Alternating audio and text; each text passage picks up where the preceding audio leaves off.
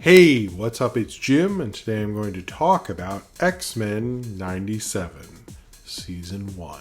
X-Men 97 was the follow-up, kind of Lego sequel season, or whatever, to X-Men the Animated Series, and it, I think, now that we've seen the entire season, I think it's safe to say it is probably one of the best seasons of both X-Men. I think it's probably one of the best X-Men adaptations ever, as well as potentially one of the best seasons of any superhero show I've seen in the streaming era, certainly, and possibly ever. It was absolutely phenomenal. It was way better than I think any of us ever thought it would be. It was able to advance the storyline, do much better animation than have an animation studio that gave a shit and didn't have to be threatened to make halfway decent animation.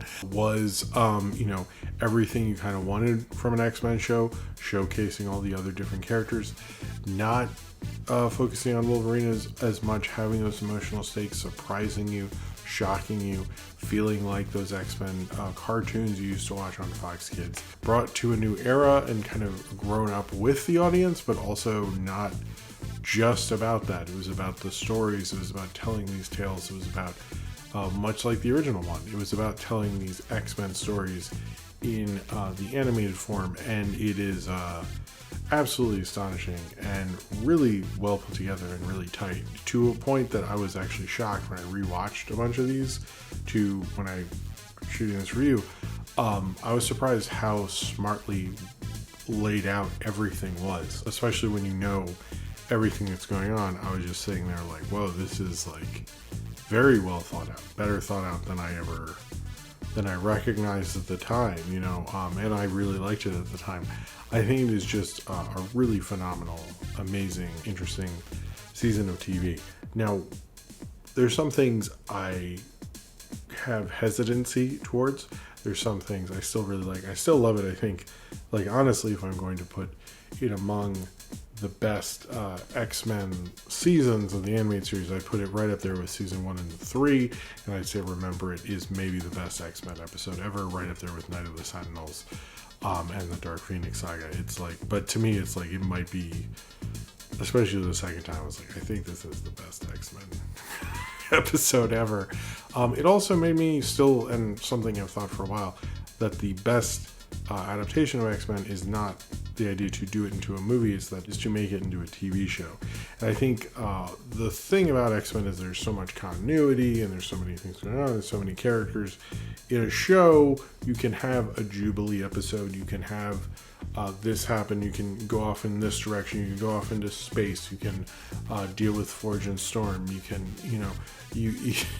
you can do the Genosha episode and not have the whole movie just be about that. You can have having them being interviewed on TV. You can have Talon's extinction as well as have the Inferno stuff. It's just you're able to do that, and I think X-Men is at its best when it shows that crazy variety and everything like that. So I do think this highlights that I think this is better than any X-Men adaptation I've seen on the big screen. I have a certain fondness for Logan and X2 and Days of Future Past and First Class and stuff like that, but I don't think I think Remember It's probably better than most of those, and I think the entire season is better than all of those, and it's because X-Men, you need time for them to breathe, part of the familiarity of the team and everything like that, and that's something you can't necessarily accomplish in a 2-hour movie. I just think property-wise it makes more sense, and this continued making me think that.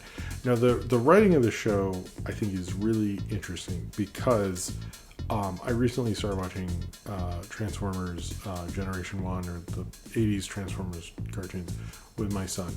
And one thing I've noticed about that show and other shows of the time is they will have so much stuff going on in an episode. You're kind of wait, did I watch 3 episodes? No, I watched 1 episode. They're the Transformers have to fight with the Decepticons. Now we have to come up with a Mirage to trick the Decepticons. Now we're at a dam for some reason. Now we're doing that. Somebody drowned. Now we're going to reference that drowning 3 seconds later, now the human did something or whatever. Who cares about humans and Transformers? This is remarkably feels very stuffed, and I think Bo DeMeo, who's getting most of the credit for this. There's a lot of other people creatively involved, including the Leewolds and Larry Houston, were executive producers. You had other writers actually on this. I should mention Charlie Feldman, who co-wrote a bunch of the episodes and actually wrote Life Death Part 2 by himself, and then Andy Salenti and J.B. Ballard, who also helped write Bright Eyes. The writing style that's there, it's just a lot going on, and that's particular writing style for action animated shows that goes back to like the 80s and stuff. And I wouldn't say it just feels like so much going on. It is a lot to put in there, and it doesn't feel like natural how writing is necessarily. It feels unnatural, and I think combining that with kind of more adult stuff, and with how X-Men the animated series would really like to take on stories from the comics and do things with them, I think made it like kind of almost felt like chaotic, and felt like they were like doing too much, to the point where like I do wonder, like, how do you even do a season 2? Like, this feels like I think there's some entry points and things where you're like, wait, how do you go on from here? And you're not sure, and I'm not entirely sure. There's certain things about that ending that I'm like, I'm not giving away spoilers, but there's two characters, or at least one character, I don't think we see what happened to him. It is a chaotic writing style to do all that, and it did feel like everything with Madeline Pryor went away so quickly, and that was something that went for years and years in the comics. And then Inferno, which should be its own thing really if you're going to do it, and they went over that so fast.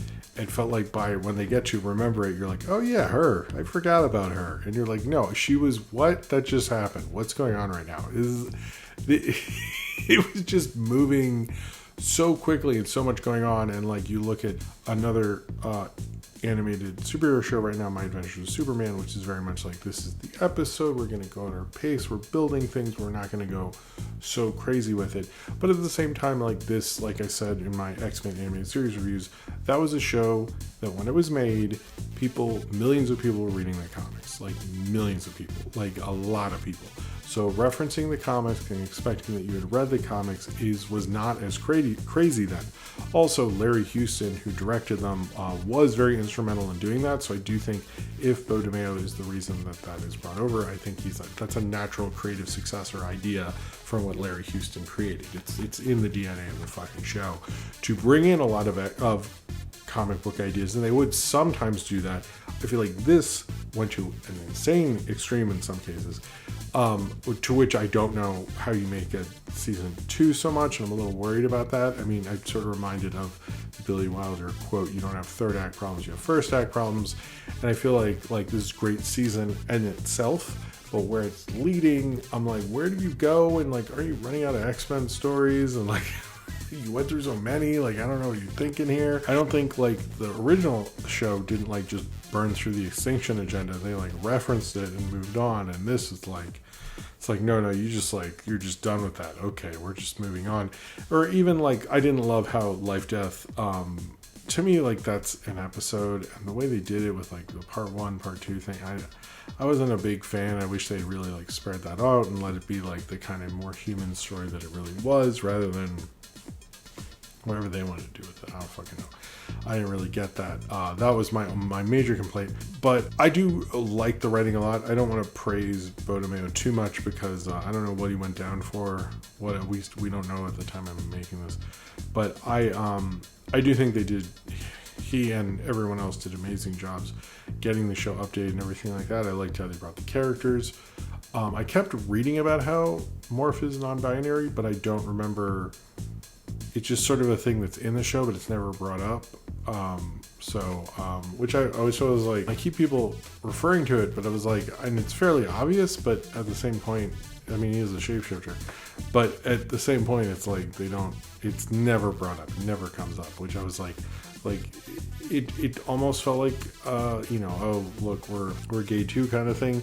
But at the same point, it was like, it feels so natural. Maybe that's the better way to do it at the same time. The Wolverine thing, look, I was a kid who thought Wolverine was cool. It seemed like everyone I know now is like was always into Cyclops. They just were too afraid to say it or something. That seems on you guys. I don't know. But I like Cyclops in this. I like that they made him lame, where he's like, no, don't take my visor. He goes, not. And I'm like, there's the 90s. There we go. I like that Cyclops was cool. Like the first episode where he does the amazing laser blast, like when he really shows his powers against Bastion, things of that nature. I really enjoyed that. I was kind of surprised how much they minimized Wolverine, but at the same time, the movies and a lot of it, I mean, the last cartoon show I think was literally called Wolverine and the X-Men, which I thought was funny because anytime I heard a screenwriter who wrote an X-Men movie, they were told by the studio that you literally are writing Wolverine and the X-Men, and that's like a lot of X-Men stories. I kind of think usually he's more emphasized than he was in this writing of this season. I do kind of want obviously they're going to have to do more with him, and they do some things with him, but very little. But it's also like, I'm glad we got other characters to shine and stuff like that. I don't think you can do that fully. It almost feels weird. It's like, I kind of would have maybe even preferred if he wasn't in it, like it was First Class or something. Other than a cameo, I guess. I do think like the impact of the show and what they're doing with Bo DeMayo's at least said that the idea of specifically Remember It was to be kind of like a 9/11 type event. The era that we grew up in past the animated series, if you grew up with it, you're a millennial. 9/11 was kind of this like moment where everything felt unsafe and everything started to change and the economy changed, and how we're in the political situation where even now it's like it's a major cataclysmic event. There's like no going around it. You have to admit it, in that time it changed everything. And I get doing Remember It the way you did with everything that happened. Genosha, I think, is very powerful, very smart way. And it's also like, I think a lot of these, like looking at the Masters of the Universe reboot, or if you look at other reboots, they sort of just like build up the characters and like act like they're more modern and stuff. And this, they built it very purposefully, where like they were very much the same characters we left off with, and they were still doing it with X-Men stuff and still dealing with major issues. It wasn't like they were just like all chilling the whole time and everything was great. I mean, the whole thing with Cable happened and Nathan and Madeline Pryor, like it was still crazy.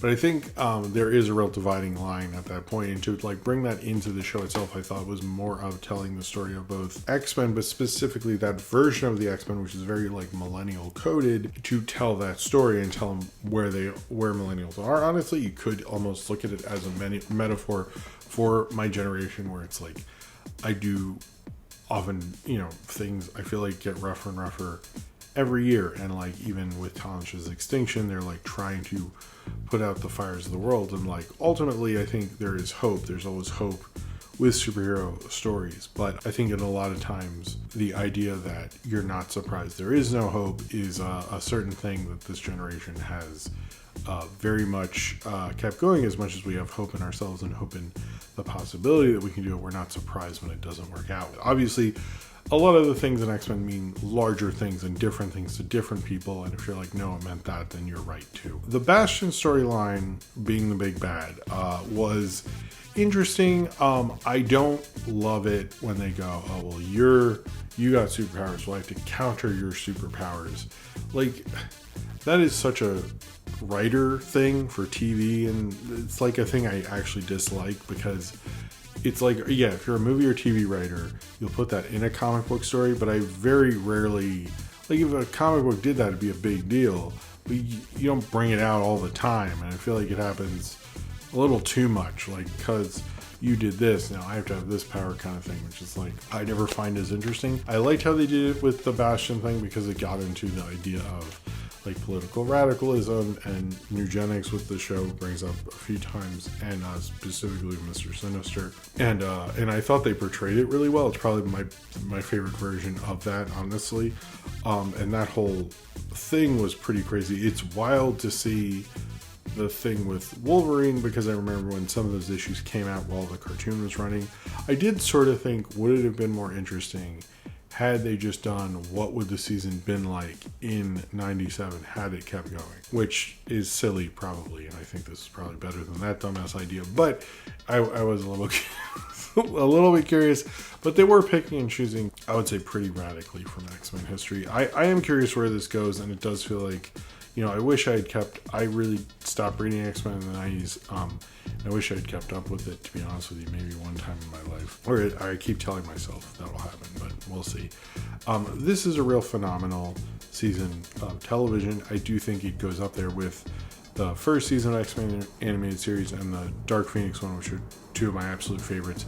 Remember, it was an astonishingly great episode. Seeing what happened with Gambit in that, I mean, just like, I'm sure, no one's really dead in the Marvel Universe or comics or whatever. Let's just like downplay it. But right now he's dead, and that felt like something more so than the Morph thing. That really felt like something. Despite the fact that it still bugs me that Gambit made beignets and didn't put powdered sugar on them, which is something I've never seen anyone in New Orleans ever do in my life. And I still have a problem with that. I'm never going to get over it, because why the fuck? You would definitely have powdered sugar on them. Nobody serves beignets without powdered sugar. Why the fuck would you even do that? Like, that's just stupid. He's from fucking New Orleans. Of course he knows how to do that. I do think the death of Gambit shows the kind of death of the defiance of the 90s, but the safety of the 90s. And Gambit is an incredibly 90s kind of character. He's the cool guy with cards and the trench coat. So, it's pretty 90s to me. He's a great character, and I'm glad they gave him an amazing moment. And I like what they did with him. I liked everything with Magneto. Rogue was amazing. I mean, it's just like they did such a good job. I can't think of anyone but Wolverine. And Wolverine, you're like, we've had enough of Wolverine. It's fine. We're gonna get another movie with him. We'll get more. We'll get overdose on Wolverine later. Trust me.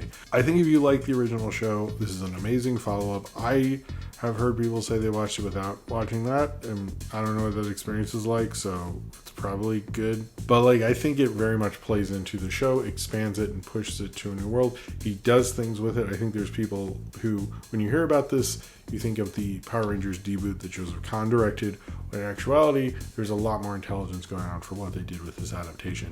And bring this to the current era. I thought they did an amazing job doing that. It was just a show I was glued to almost every week. There's certain flow things, I didn't love going from Remember It to let's see what Professor X is doing in the Shi'ar place. And you're like, yeah, no. Can we see what Rogue's doing?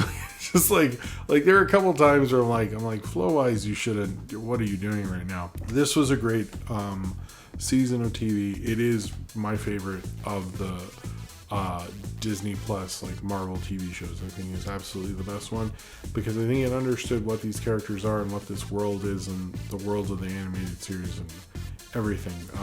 I hope it continues with this quality. I don't know when season 2 is going to be, but I think it'd be pretty hard thing to follow up. But I think it is definitely showed you and reminded you what works so well about X-Men. It's not just the intolerance, not just the story, but all the complications. The action sequences, by the way, are amazing. The Wolverine killing people in the sky thing was so cool.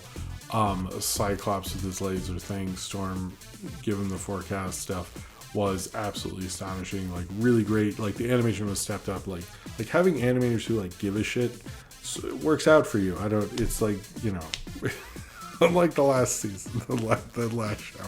It showed you what X-Men is. X-Men is messy, it's weird, it's strange, it's too many things, it's dealing with intolerance, and it's also, dealing with weird demons and robots and everything in between. But it's the kind of balance of it all that makes that property really work. And this felt like X-Men. This felt like the comics I read. This felt like the cartoon show. It felt like it wasn't embarrassed of what it was trying to do. It wasn't trying to be something else. It wasn't trying to fit into the MCU or whatever. It was just trying to be X-Men. It was very proud of being that dorky ass franchise and all the meaning behind it. And I think it took that show and that property and those ideas so seriously, but they did that for a reason, to tell an absolute story about, I think, the generation that grew up with it as much as the X-Men themselves. And that, I think, made it it's definitely probably the most meaningful season of X-Men I've ever seen. But it is also a season that lands so well with you, because it understands that you really do care about these characters. It also understands that all of this sort of really does mean something, and it is not, each of these characters and their existence represents so much more, and you can say so much more with that. And I'm glad they didn't just throw that away for some superhero shit. This is not just superhero stuff. It's not just Marvel stuff. The X-Men are their own fucking weird ass thing. I'm so glad the X-Men could have this much pride in just being themselves again. So if you have seen X-Men 97 Season 1 and you would like to talk about it, then comment below in the comments and subscribe if